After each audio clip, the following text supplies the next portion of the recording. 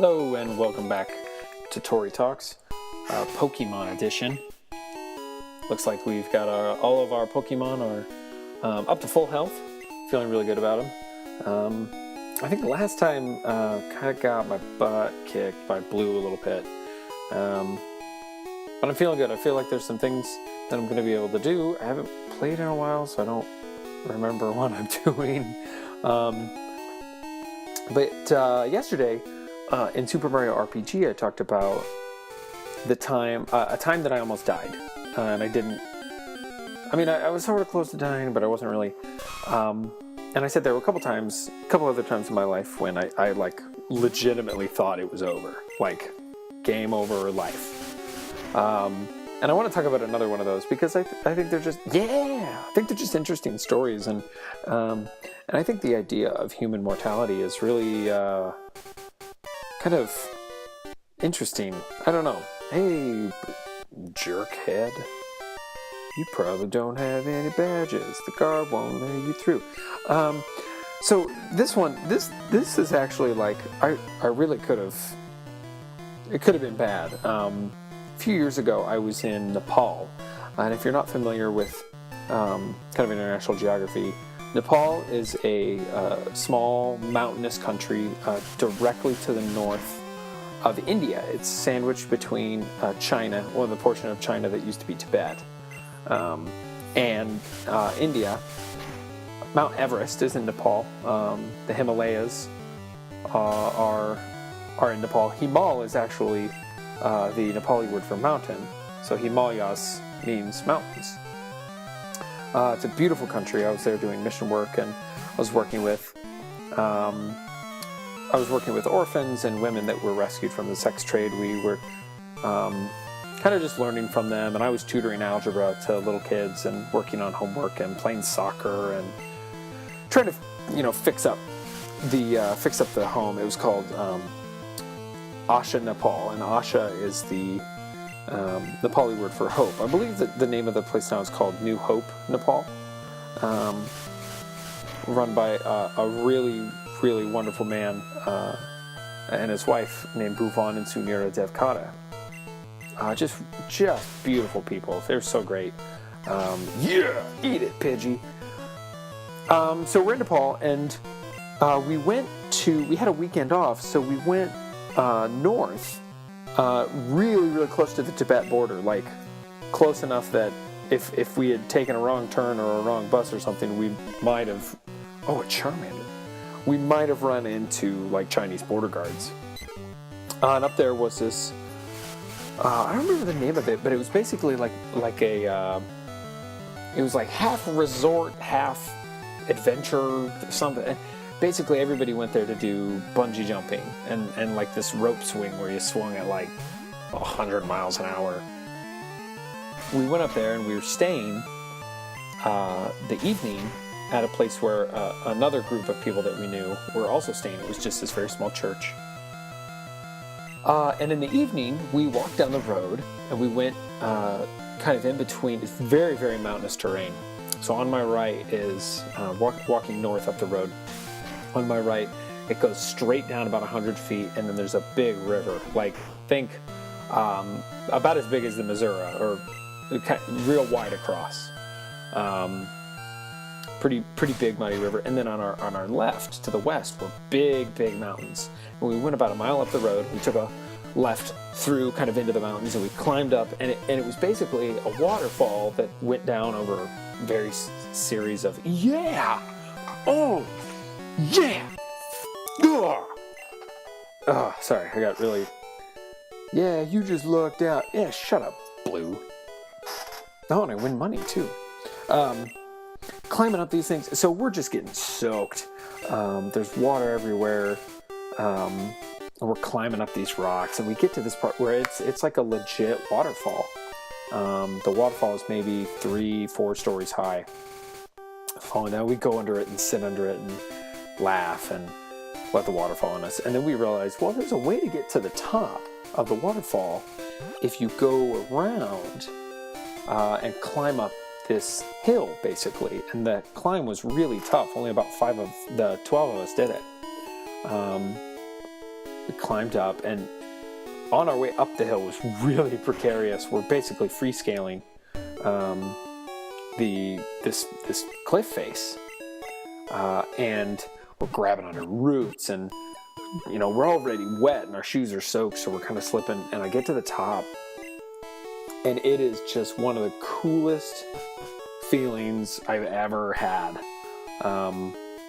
Of almost like sort of, I've never done something so that made so much like adrenaline rush through my body, that made me so frightened. But then at the end of it, I was like, I did it. Like, I conquered this.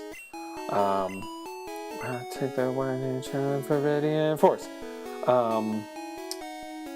So yeah, it was just, it was so cool. And we climbed around, and so the way the waterfall worked was there was a giant rock up on the top, sort of like the masthead of a ship sticking out. And then off to the left of it, looking out, was the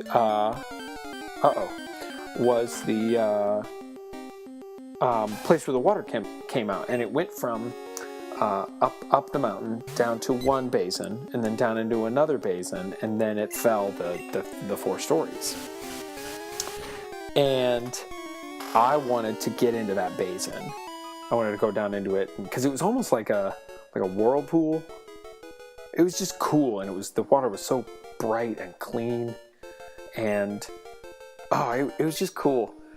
So I get down and I go down to the one basin, and then I go down into the next one, and I'm in it, and it comes up to my chest like it's a real deep basin, and the water in the middle of it is so still. You wouldn't believe that there were just thousands of gallons of it just pouring through over the ledge, like 3 feet from me.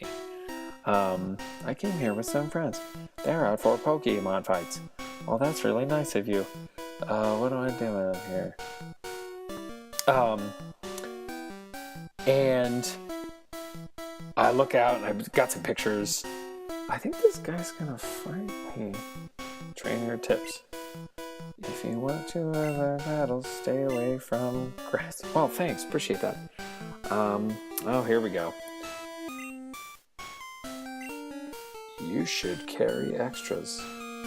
Oh, okay. Well, thanks, dude. I appreciate it. What am I doing? Uh-oh. You have Oh, no. He's gonna fight me. Well, here we go. The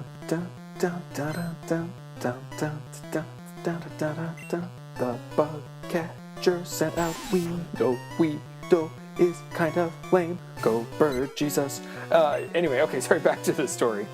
I'm in the basin, it's really great. I get the pictures taken, and I'm like, okay, it's time to get out of it now. And I realize this is tough. Like, the water's coming down, so it's hard to go up, but also the rocks are really slippery. They've got like moss all over them. It's hard to climb up. They're really flat, or they're smooth, but they're not flat. They kind of climb. And I'm nearly to the top, and I need one more. You only need one? Oh no, I just grew to a level 11. Okay, send out the next guy. And I slipped, and I hit my knee really, really hard. And I fell back into the first basin, and then the water carried me into the second basin. And as I fell into the second basin, my head almost went under the water, and I thought, if I go under, I'm dead. Like, I'm gonna just over the edge, man. And I was able to kind of throw my hands back and sort of get control of myself and get my feet down. And I remember just the feeling of being on top of the rock, and that triumph and that adrenaline times a million. Like, it was one of those, you know how something crazy happens to you and you're like, yeah! And then 5 minutes later you go, oh, and you feel sick, or your muscles shake, or you're just like, what just happened in my life? That's what that was. So I was able to climb out with help of one of my friends, and then we got down the mountain, got back down the cliff face. It was crazy, man. And it just makes you think about, like, I don't know, I'm not real into this idea of, like, I don't want to be an adrenaline junkie or whatever. Like, I'm not into that. And some people really enjoy sports that really get your heart racing, or really, I don't want to use the word dangerous, but like kind of, you know? I mean, you could think of, I really enjoy playing football. There's kind of like a physicality and a danger to it that is really attractive. I had friends in high school who did four-wheelers, and I knew a guy. I knew a guy who knew a guy who crashed his four-wheeler and was paralyzed from the chest down. Like, I think there's something about that sort of in the evolutionary process where, ooh, a cocoon.